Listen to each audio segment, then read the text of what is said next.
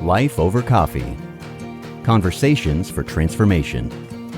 Hello everyone, I am Rick Thomas. Thank you so much for joining me for Life Over Coffee. I'm very glad that you are here. If you haven't made it to our coffee shop, please go to lifeovercoffee.com. It's a free coffee shop, and so you can come into our Sanctification Center and you can take advantage of all of our resources, and we would love to serve you just that way. I had a lady write in and she wanted me to talk about the differences between character issues and capacity issues. The differences between who we are as far as our soul is concerned and the things that we do, the behaviors that we manifest or exhibit. And I thought the question was so important that I did want to work it out into an episode.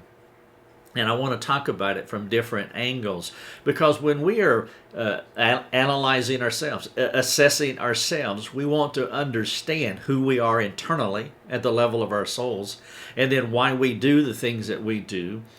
But also as we interact with others, parents, as they're trying to understand their children. If you have more than one child, you know that they are different, and there is a reason for those differences. They are different on the inside, and that's going to make them different on the outside. If you're doing the work of biblical counseling, you absolutely want to have this kind of insight into this individual, because we don't want to map our experience over them, expecting them to be like us. Of course, parents, we shouldn't do that with our children either, because they are unique. And part of understanding the uniqueness of the individual is understanding their soul condition and then the behaviors that they exhibit. So those two things do not stand in an antithetical way, as though one does not influence the other, but they stand in a unified way. But I want to pull them apart just briefly and look at the soul container, and then look at the behavioral container, and then I want to talk about the interplay. And so I'm going to read to you the question that she wrote, and then I want to get inside of it and start teasing out this idea of the soul and the behavior, the soul and the body. Now this is episode 434, and I've titled it People with Different Character and Capacity Issues. And so I'm using the word character to talk about the internals of an individual, their soul container. And then I'm using the word capacity to talk about the things that they do, their behaviors. And so again, character and capacity, and it's important that we understand both, because we can misdiagnose an individual, we can misplace a person by putting them in a position that they are not qualified for. We can miss in our help of them because we don't understand them well. And so if you want to read the show notes, please go to episode 434, and again, it's titled People with Different Character and Capacity Issues. Now, you can listen to the podcast, you can watch the video, you can look through the show notes. This also has different embedded links in it, and so you can do a deeper dive if you want to. And then also have an infographic that teases out character and capacity, and so it will help you visually to look at this, because this is an important topic of discussion. Also within a marriage, because a husband can expect a wife to be like him, or she can expect her husband to be like her, and miss the uniqueness of each individual within the covenant, and miss those dynamics that could be in play that could really enhance what the marriage could be before God and others. So people with different character and capacity issues, episode 434, I want to read the question and then I will unpack it. But before I do that, I do want to make an announcement. This is the fall of the year. This is the biggest time of the year for us to prepare for what we're going to do the following year. And so this is the time of the year when people give to nonprofits more than any other time. And so we have a fall campaign, and one of our donors has graciously said that he is willing to give a $50,000 gift if someone would match him. And so what does that mean to you? Well, here's my appeal to you. Will you pray and ask God to bring an individual or two or three or four that would be willing to match him at $50,000? Now, here's a surprising thing that's really going to encourage you. I shared this with our supporting community, people who support our ministry at a much lesser level, but an important level. And I talk to them every day because I do a video for them Monday through Friday.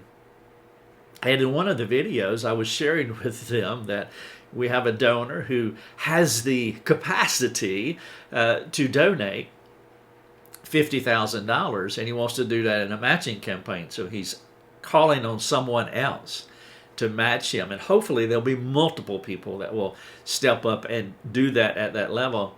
And so our community, they want to, one person said, well, I want to pray about that. Another person said, I want to fast about that. And so now we have several people in our community who are fasting for an entire week. Some of them have picked a day a week for the rest of the year, to the end of the year. And they are praying and fasting. And I was sharing this with the donor, the husband and wife, with them. And they were just overwhelmed with joy. And kind of surprising shock. And the wife said, who does that?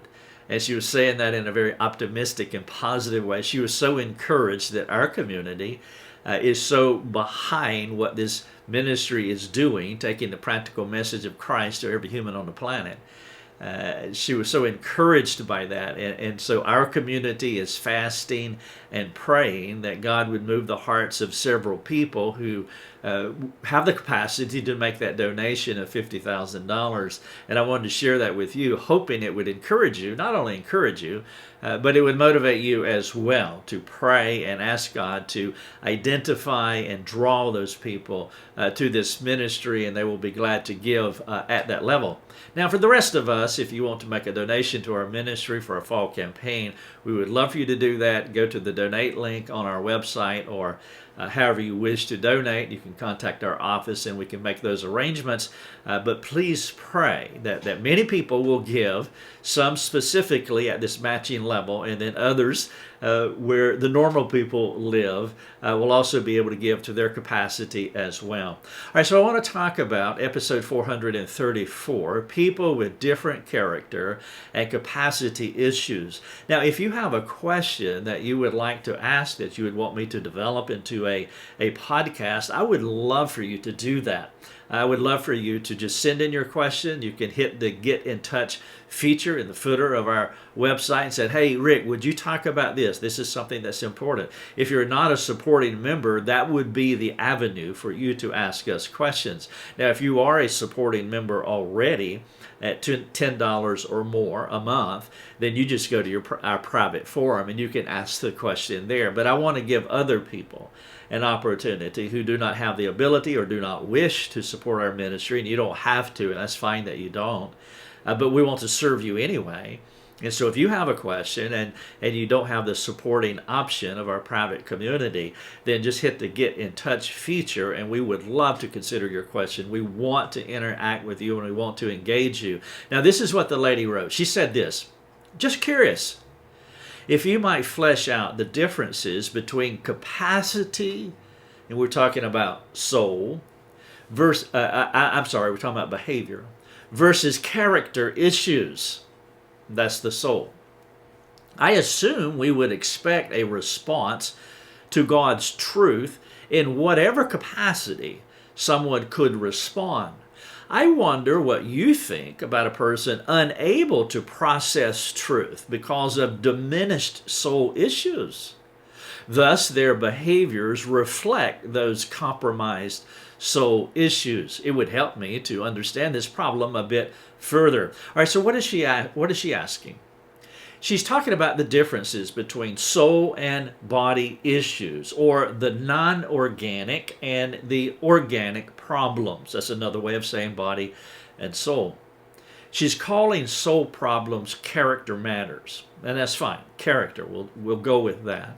And she's calling organic problems behavioral. And she wants to know about the interplay between body and soul, or the interplay between capacity and character regarding responding to God's truth. For example, if a person is not changing, and you talk to them, you're a parent, you're talking to your child, you're a counselor, and you're talking to a counselee, you have to distinguish between their character and their capacity, who they are internally and what they are doing externally, to know if it's possible or impossible for them to change. Now, I do have a graphic in this episode 434, and I will talk about it, but I would encourage you to go to that episode and you can look at that graphic. You can also print it off and you can use it as a teaching tool. We have over 130 infographics on our shareables page, and shareable means just that. We want you to share them, and you can use our graphics as teaching tools. But when I'm talking about character, here's some of the word cloud that would gather around the word character, just to help you to think about this internal soul condition: integrity, affection, morality, self-control. And then you'll see this list of fruit of the Spirit: goodness, gentleness, patience. Also motives, kindness, love, purity, passion, joy, faithfulness, honesty, maturity. Now you can add to that word cloud, but these are some of the ideas that would gather around character: integrity, honesty, maturity, self-control.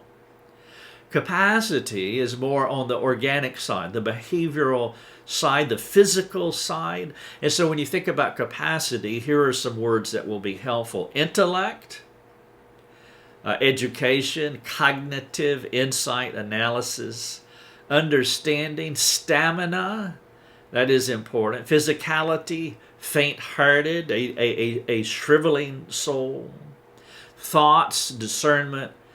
Those are some of the things that would make up the capacity. So just to give you some ideas. Now, let me give you three metaphors to help, because we have to distinguish that people are different, and it is essential to understand that these word clouds between character and capacity will be different for every single person. And I know what the cultural mantra is, and I know what they are trying to do. They're trying to make everybody the same. The mantra is that we're all equal, and it's just not true. So let me give you three metaphors. The fastball. Everybody has a different speed on their fastball, and at some point they will not be able to throw any faster than they are throwing at this moment. We all have God-imposed limitations, and everybody is all over the place when it comes to the actual speed that they could throw a fastball. A number of years ago, we were in Cincinnati, the Queen City, and they have, at the Cincinnati Baseball Stadium, they have a Hall of Fame for the Cincinnati Reds. And in this building, they have a place where you can go and you throw the ball from the pitcher's mound. And they have the gun on it, and so it tells you how fast you throw. Now, needless to say, that was embarrassing because I got in there and I threw a lot of baseballs. And I don't remember the speed of my fastball, but let's just say the major leagues, they are not going to come calling. They're just not going to come calling, no way, no how. Because that fastball, actually, I wouldn't modify what I was doing as fast ball. It was more like slow ball. And I was really embarrassed. I was embarrassed and impressed at the same time. I was embarrassed at my limitations. But I was impressed that anybody could throw a 95-mile-an-hour fastball. I mean, that just blows my mind. It's always blown my mind, but it really blows my mind now when I tried to throw a fastball, which was actually a slow ball. Everybody has a different speed. And when you're counseling someone, you have to know this. You have to be able to discern this, because you can have expectations for a person and you can exasperate them because they just don't have the ability to do it. Another metaphor would be a high bar. Now, this would be similar to the fastball analogy. We can only jump so high, and some folks can jump higher than others. And then another metaphor would be buckets, like containers. We all have a different size container. which again implies discerning a person's capability is vital if you want to help them. Now, we have an online training program. We call it Mastermind Training. It's just a name. In one sense, it means nothing, just a way of identifying that we have a training program that's all online where we train people to do the work of biblical counseling. Now, this is interactive training because we have paid supervisors that interact with the students' homework. And one of the vital things that we do in our Mastermind Training course is to attempt to discern a student's character and capacity, their internal soul capabilities, which is going to roll out into external behavioral capacities or capabilities. And so we have to serve them well, we have to do this. As much as we can discern, as God gives us the illumination to be able to have insight into this person's soul, their mind, their heart, to know who they are internally, and so that we can have the right, proper expectations on them externally, their capacity or their behaviors. Now, one of the reasons that we do this is because we're trying to guard from mismatches. Mismatches, what I mean by that is placing a future counselor, our student who becomes a future counselor, we want to guard against placing them in counseling sessions when they are not qualified to help that person. That's a mismatch. And they end up hurting a counselee because they are not able to counsel at that level. Now, you could say at that level at this time. It could be that the person does have a bigger bucket. They can jump higher over the bar. They can throw the ball faster eventually as they get their reps in. But at this point, they're not able to do it because this is what their current capacity is. Now, they may be capped out, and this is all their capacity will ever be. And then there could be that they can continue to mature through many reps by doing the work of counseling, by getting in that pitcher's station and throwing that ball repeatedly and getting in the weight room and doing all the things that you need to do to increase your fastball. And so we don't want to create mismatches by misplacing a student who becomes a future counselor. And now they're out over their skis, so to speak, and they're not able to help this counselee, ultimately possibly hurting the counselee. And this is a dangerous thing. And it happens all the time in biblical counseling, probably every day. And that is sad. But this is something that we try to guard against. And so it's important that we understand as much as we can. We have limited understanding. We're not omniscient. But we want to at least recognize that this is a potential problem and recognize that we have a responsibility to do all that we can do. And that's why this episode is so important. Whether you are a trainer, like our organization is, where we train people in the skill of discipleship, whether you're a parent, a counselor, a good friend, it doesn't matter where you are in this concept, we all have a responsibility of loving each other well, and part of loving each other well is understanding each other well and knowing that each person is different.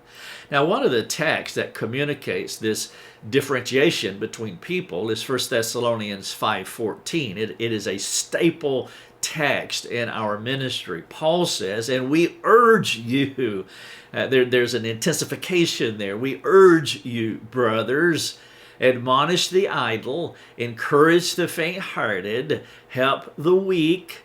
And then he ties a bow around those three demos. It says, be patient with them all. And so you have three demographics of people. You have the idle, you have the faint-hearted, and then you have the weak. And he tells you to do three different things, something different for each one of them, because there are three different demographics. And so that's why it's important to understand the person who is before you. And so for the idle person, he says you need to admonish them. An illustration of this would be the lazy person who won't get off his rear end to do things that he can do and should do. Let's say that you have a lazy teenager, a lazy spouse. It's not that they have a diminished capacity, behavior, physicality. They can do whatever it is that you want them to do, but they won't do what you're asking them to do. They are lazy.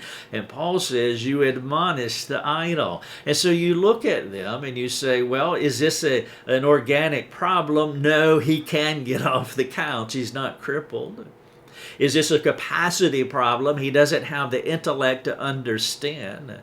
He's not able to process the sequencing that's needed to do the things that you need to do, like walk outside, get the trash can, take it out front so the garbage, the sanitation people can come and pick it up on Tuesday. He can't do that because mentally it just doesn't connect with him. Well, here's the thing, is that if there is a diminished soul problem, like say intellect, there's retardation of some sort, let's say, well then forcing him or trying to manipulate him or gaslighting him, that is really a precarious and dangerous thing to do, because you're asking him to jump a bar that he cannot jump.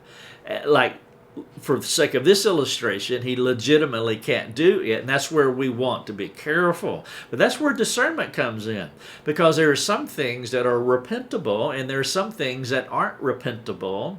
And if we're trying to get a person to repent of something that they really can't repent of, then we're complicating the situation. And that's what this lady is asking ultimately. How do you distinguish between these two things? Because if they can't respond to God's truth for a legitimate reason, we want to make sure that we're not forcing something on them and then creating even more complications that what's already pre-existing. But in this case, in 1 Thessalonians 5:14, Paul is saying that you have an idle person, a lazy person, a slothful person. You warn them, you admonish them, because this is a repentable offense. They can repent. The lazy person can get off their rear end, and you want to admonish them and motivate them. And so you assess the situation and you do so as Paul is saying. And then the third demographic, I'll skip the second one for now, but the third demographic, he says, help the weak. And generally this is understood as a person that has a physical limitation, but it could be other types of limitations, like a financial limitation. That they're not able to buy enough food or keep the heat on in the winter, or whatever it may be. So there could be multiple kinds, but they are in a diminished, weakened state to where they're not capable at this point. And it could be they're not capable at all. It could be a physical limitation that they have hit their ceiling. And I know several people like this. I have several close friends who have legitimate, organic, physical limitations, and this is their capacity. And at this juncture in their life, it appears that it will not increase at all ever, that they are at the ceiling, and so they are in a weakened state. And then you have other people that are in a temporary weakened state, and I use the illustration of financial limitations, that this is just where they are now. And I have been in that weakened state before, picking up aluminum cans on the side of the road to be able to gain a few quarters, nickels, and dimes to buy a sandwich. And that went on for a long time. And I lived in a weakened state for a little more than 4 years. And so, but I'm not that way now. And having people to come along and help, not to ensconce me in my limitation. And that's one of the dangers that we see in our culture. There are people who are legitimately in a weakened state, and we ensconce them. We don't help. We further keep them limited by the way that we engage them, and that is a huge problem. But Paul is saying that when you come across someone like that, you want to help the weak, but you're discerning the situation. What's going on in this? What does this weakened state mean? Now, if it's a physical, organic problem, as I was illustrating, and they have capped out, well, that the help there looks like something specific. And then if it's a temporary weakened position to where they can change. Let's say this weakened position is tied to admonish the idle. just to tie those two together, let's say that their idleness is creating their weakened state. Well, now you want to help them. You don't want them to starve to death, but you also want to admonish them as well. And so there's some interplay going on between these two demos. And then the middle group, now I saved it for last, but that's the faint-hearted. Now the literal meaning of that is small soul. And there's several ways that you can go here. It can be, the big idea here is a person with a shrinking soul or a shriveling soul. People that are moving toward the center. Transgressors, the idle, they're moving out to the periphery and they're crossing lines of transgression and they're crossing lines into sin. The faint-hearted person is a diminishing effect. It's a shriveling effect. And there can be many reasons for this. The King James calls it feeble-minded, probably not exactly getting at what the word actually means. But small soul means a puny psyche. The word psyche means soul. And so a puny psyche. And so you have to ask the question, why do they have a small soul? Is it because they're given to worry and anxiety? Fear and fretting. There are some people who, for reasons, and I'll talk about that in just a moment, but for reasons that they are like that, and their soul just shrivels, but yet it's not it's not that they can't change. And so you want to be careful to help them to fill out their capacity, their faint-heartedness, because it can mature. And then there are other people that just have a diminished soul, and you want to discern that as well, because you don't want to place expectations on them that they can't possibly overcome. And so as you can see, that there is huge discernment here. And this is why it is so important that biblical counselors have the ability, the skill set, the discernment, the wisdom, the maturity, the patience, the grace to be able to interact with these people. That's why biblical counseling should be a special category of people who are qualified. But unfortunately, and this would be another podcast, but unfortunately we have flattened out biblical counseling so much and included so many people within that demo. And many of them they don't have the ability to see and discern these things. And that's where we have all these mismatches, as I was talking about earlier. And so we have different internal, diverse capacities. Now, if you have more than one child, you know this. I mean, one child may be faint-hearted. They tend to fear, and so they have that shriveling up effect. We have a child like that who has a predisposition to fear, and so they can have that faint-hearted thing going on where they are just becoming diminutive in their soul capacity. And then you have another child who may have, let's say, a tougher conscience, to where they're not internalizers and they're not that introspective to where they're shriveling up inside. That's another type of child. You can have a third child who has a faster mental processor, mental speed. They can really just get things quickly and process. You can have a fourth child that's always more on the move, active, come out of the womb, walking upright. Those are just 4 illustrations of 4 different children in the same family. And you could list, if you spent time thinking about it, you could list 100 illustrations of different children, and you can use your own if you have more than one. But what you do know is they are different, and you say, well, how in the world? They came from the same person. Well, they came from the same person, but there is so much variety. I mean, having babies is not a clone factory. And so I don't understand why there would be confusion as to why children would be different, because we're not creating clones, we're creating humans made in the image of God. And God has given us diversity and so many different types of people. It's a beautiful thing. And so you have 4 of those beautiful things. Well, there are going to be 4 different beautiful things. And so that's not a mystery, or should not be a mystery at all. But we want to make sure that we are parenting them and discerning them and understanding them and training them in the unique way that they should go, so that we're not kind of manhandling them and making them go in a way that the way that they are, it's just not that way. And so let me move on. I want to give you 4 different people types as I continue to tease this out, hopefully to bring more clarity to it. And so 4 different people types. One, you can have a person with an organic problem. Let's say that you have an individual who has a legitimate cognitive impairment that diminishes their ability to think and process and respond like the average person. Now, you don't want to automatically equate their organic limitation with an inability to respond from a character perspective. And so you say, well, they have a cognitive impairment, but they also have a morality.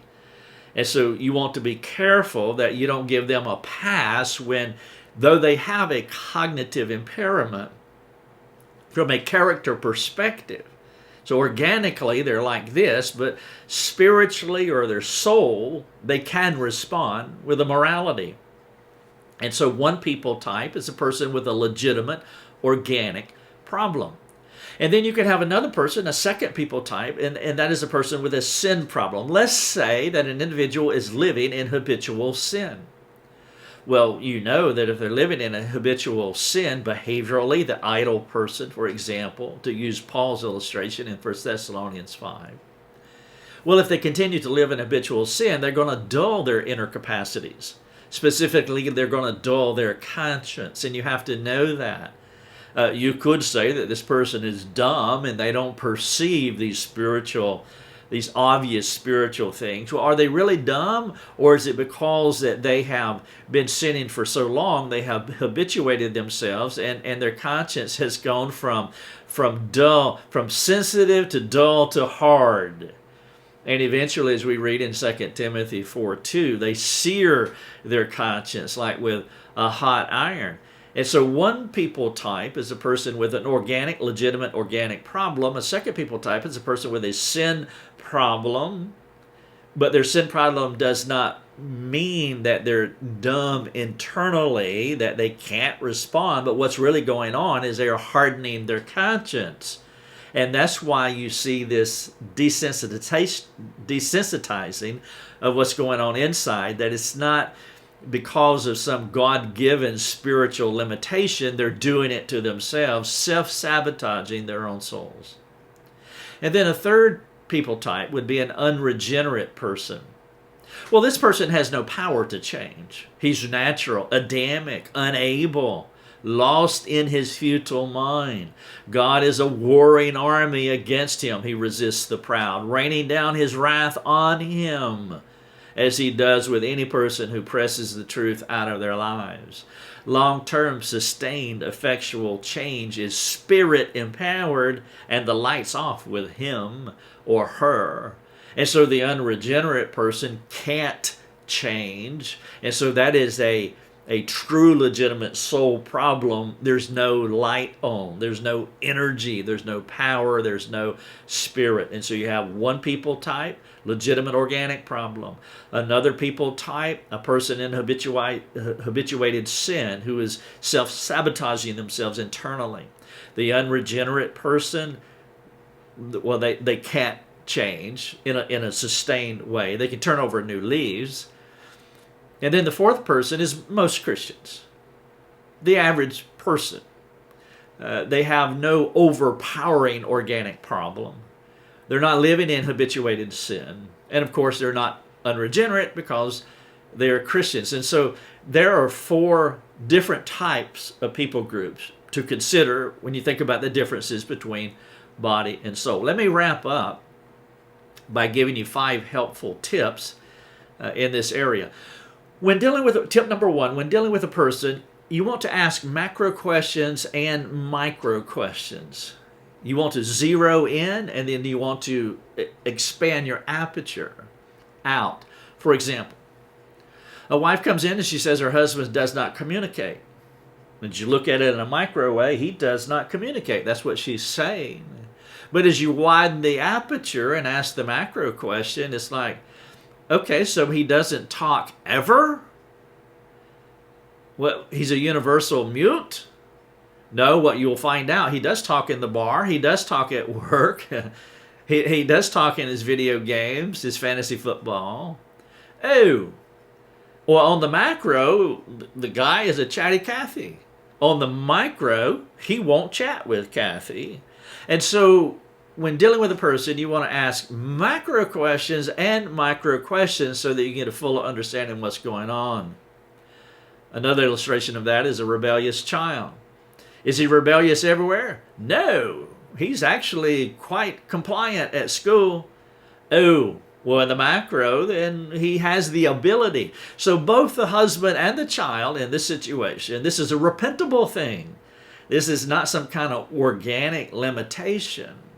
And so tip number one, when dealing with a person, ask macro and micro questions. Number two, are they literally unable to respond biblically? Are they literally, legitimately unable to respond? I met a child a number of years ago that has failure to thrive, meaning that's the euphemism, but of the medical condition, they can't grow. And so this kid was 18 years old and in a bassinet.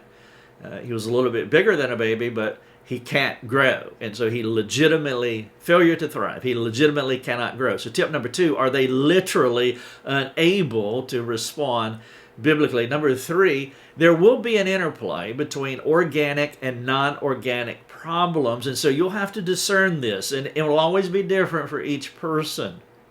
And so you want to think about that interplay and ask God to give you insight. And maybe what I'm sharing here will be helpful. So number three, there will be interplay between organic and non-organic problems. Number four, each person is different according to their shaping influences. Now, there are four big general categories of shaping influences. There's the Adamic, born in Adam. There are conditions, things that have happened to them throughout their lives. There are specific people like fathers and mothers and siblings and teachers that have shaped them. There's five general categories. There's Adamic, there's conditions, there's people. Go back to conditions. There's Adamic and there's conditions. Conditions means how they are. That's what I meant by conditions. How they are. We all are different. I was talking earlier about the child who tends to have a shriveling soul, the small soul, diminutive person. That's a predisposition. That is a condition. We have the person who is walking upright from his mother's womb. That is a condition. Well, he's going to be different than the next person. And so there's Adamic shaping influences. There's conditions. There's people, parents, siblings, other people.